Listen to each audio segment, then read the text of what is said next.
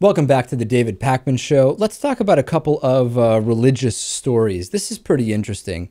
Marriage and Religion Research Institute Director Pat Fagan did a talk for the Family Research Council, so you can probably get a sense for the type of content that was part of that talk. And in the talk, he argues that Christian sex is way better than non-Christian sex. He says that Christians have better sex and that Christians have more orgasms. And by Christians, of course, he means Christian married couples, because that is the only type of sex that Christians should or can have in his mind.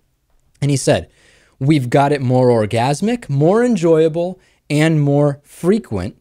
We know how to have sex much better than you guys, I guess talking about the non-Christians. Now, since Christians are opposed to sex education that is anything other than abstinence only, which I assume they incorrectly imagine that actual sex education involves like diagrams of sexual positions and that type of thing.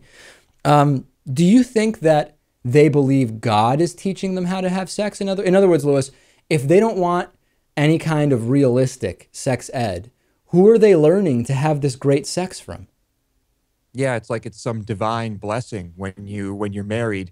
All of a sudden, the sparks are just flying and everything's incredible, even though you've never had presumably never had a sexual encounter with this person before. I find this very hard to believe. It really just sounds like some Christian propaganda. Some of his statistics were from the 1992 National Health and Social Life Survey. He says people who go to church regularly enjoy their sex partner more. 84% of people who attend religious services weekly gave their partners high marks, compared to 79% of people who never attend services. Number one, 5 percentage points difference, it's barely outside the margin of error, but let's for a second assume that it's true, that those who attend church do have a better opinion of their partner in terms of their sexual prowess. Isn't it possible that they would say that on a survey because their church is telling them this is the only sex you should ever know and this is the best sex you should ever know according to what God wants?